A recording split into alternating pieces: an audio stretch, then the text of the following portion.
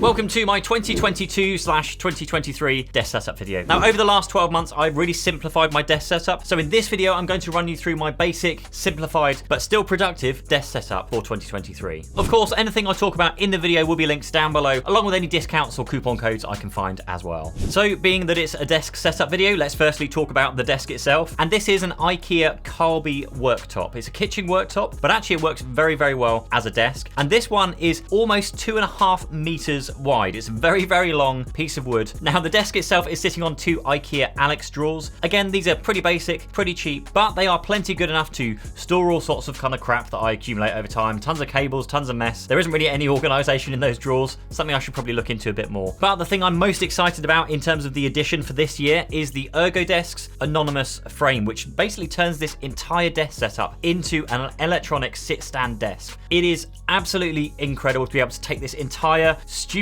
long, stupidly big desk setup and actually stand up with it. It's something I never really thought would be possible with an electric desk frame. But the desk frame from ERGODESKS, the autonomous desk frame, is capable of lifting that amount of weight. And I've actually worked with ERGODESKS a few times before this year, so there's a link down below to get you £10 off your first order. Moving away from the desk slightly, let's talk about the chair this time. And I'm using the Herman Miller Embody chair. I actually managed to find this at a really good price early this year, and it is incredible. It's a very, very expensive chair for what it is, but for something I spend literally like 8 hours a day, every single day of the week, it is such a comfortable chair, and it really, really helps like your posture. It's adjustable. The arms come in, they go up and out. It's pretty much adjustable in any way that a desk chair should be adjustable in. It is so, so good. Now, this is gonna sound stupid, but most standing desk companies will try and sell you a balancing board or something that you stand on just to keep your feet moving, because when you are just stood on a concrete floor, nothing's happening. It's just very, very solid. It actually can be really tiresome on your feet, on your joints, and just doesn't feel very comfortable. So having something that moves and is perhaps a bit flexible really, really helps. And that is what the Evolve Bamboo GTX board does for me. It's flexible. Of course, I do actually use it as an electric skateboard outside of the room, but generally when it's in the house, I just put it underneath my desk, I'll pull it out and I'll stand on it. And it just helps me rock back from side to side, from forwards to backwards, and it just means that it's a lot more comfortable to work and stand at my desk. Onto the actual computer now that's powering this whole desk setup, and I've gone with the Apple M1 Pro Mac Studio, and this thing is an absolute beast. Yes, of course it is fairly pricey. It's about £2,000 or $2,000, but this thing absolutely flies. I actually upgraded from the M1 Mac Mini recently, and this thing just has so much more memory, more storage, more capacity, the processing power on it. I've yet to find anything that pushes the processing power of this thing to its limits. Now, I don't do a huge amount of video editing anymore, but I do use it for fairly, I guess, intensive productivity, if that's a thing. I keep a ton of Google Chrome tabs open constantly. I have about 15 to 20 apps open constantly, and that is because I have this gigantic 49-inch Samsung G9 Neo screen, which can fit a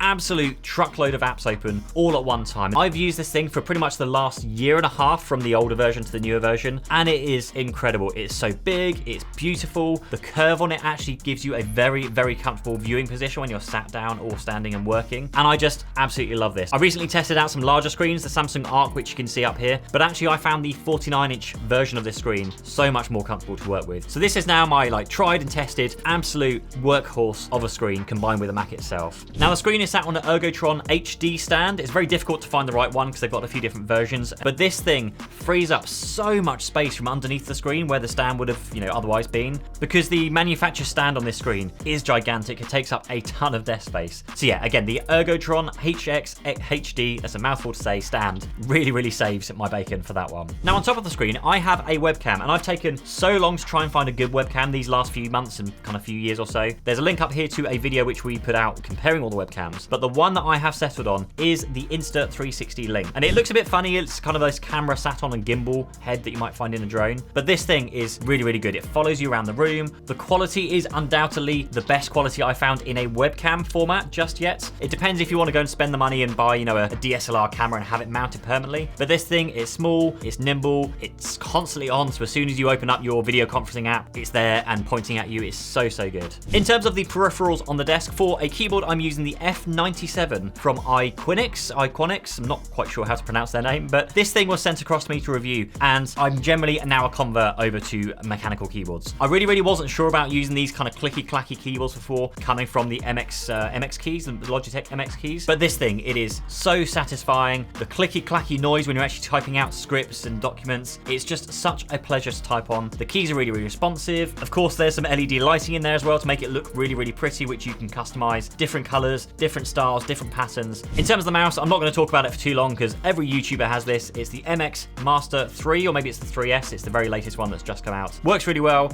Absolute joy to use. That doesn't have a stupid charging port underneath the mouse. Apple, come on. It's got the charging port in the right place, so when you do need to charge it, you can just plug it in, carry on using it. It's how a mouse should be. Other things on my desk, for an audio interface, I'm using the SCARLETT Solo audio interface, and basically that means I can plug an XLR microphone into this, which gets converted to USB into my Mac Studio. Now for the microphone itself, I am using the SHURE SM7B, pretty much an industry standard podcast microphone, and it's just mounted on this short desktop mount that I found from Amazon. Not sure which one specifically, but again, I'll include a link down below. And then continuing on from the audio, I have the EDIFIER MR4 speakers. Now I used to have the Harman Kardon sound sticks, however they were a bit kind of cumbersome, I guess, over time. They were really, really good speakers, but the issue I had was trying to move them to the distance where I have my speakers. You know, it's quite a wide desk, so I push my speakers quite far apart, and the cable that came with those speakers, where it was a bit of a proprietary connector, just wasn't long enough. So I really had to kind of make a decision on whether I would stick with those speakers or find something else. And also the subwoofer that would actually be sat on the floor, again, when the standing desk went up, well, then it would just like drag the sub off the floor, which isn't good enough. Now these speakers are small, compact, the sound quality is fantastic. They've got multiple ins, multiple outs, they've got headphone ports on the front of them, so you can just plug a pair of headphones in if you want to. And I am so satisfied with the sound quality. I love the color, they fit in well with the desk and the kind of white aesthetic that I've got going on here. Now when I'm not using the speakers, I have recently invested in a pair of AirPods Pro Maxes. Now I know these are very expensive headphones, however, when I picked these up, I found them on Amazon and they were literally half price, which for me, I feel they were really good value for being half price. So I use these generally when I want to switch off the world. I'll just throw them on, turn on the noise cancellation, and actually just get on with some work.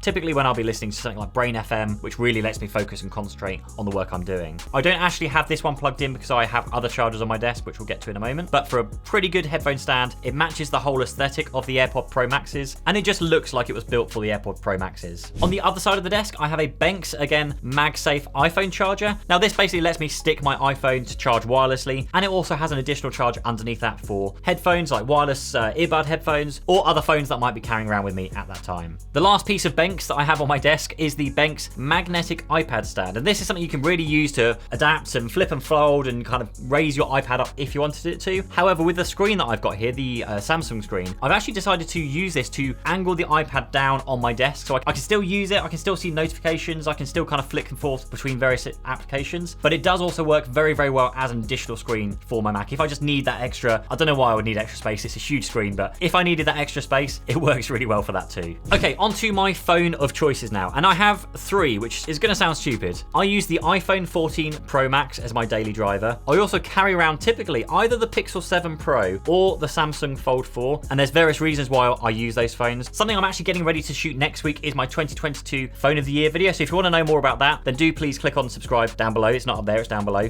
Completely forgetting where I am right now. But looking to the side of my desk now, and this is a very recent addition in the last week, and this is the new Meta Quest Pro headset that's taken the place of my Meta Quest 2 headset from before. And this thing I'm actually using for productivity and sitting at my desk and doing some work. Is actually really surprisingly very, very good at using it for work. In addition, of course, to using it for a ton of games and Beat Saber and all those kind of usual things. But do check out the video up here where I used that headset for 7 days and worked in VR for 7 days. It's an incredible experience and one that I still use to this day. Going down the side of my desk now, and we have two NAS drives. And you're gonna ask, Pete, why do you have two NAS drives? And the answer being, I spent a lot of money on the QNAP NAS drive a year or so ago, and then Synology sent me a new NAS drive to review and to test. And actually, I really like the Synology a lot. So I've recently moved all of my data over onto the Synology NAS drive. I also use that to back up my Google Drive, and then I back up all of that data up to Synology C2's online backup service, as well as Backblaze. So I've got like a duplicate backup there, mainly to make sure I'm kind of careful with my data, and because it's not actually much in the grand scheme of things. I'm backing up around about 14 terabytes worth of data, and between two different services is about £100 a month or so, which for kind of business critical data, I'm more than happy to pay the cost. Over on the QNAP NAS, I'm using that as a secondary backup for my main NAS, and also I have Home Assistant running on this to run my whole like home automation system. Maybe something you might want a video about, maybe let me know down in the comments down below, but it's a really good system. I would love to kind of get down to one, mainly because it uses quite a fair bit of power, but that's something I'm working towards in the near future. Video to come on that one as well.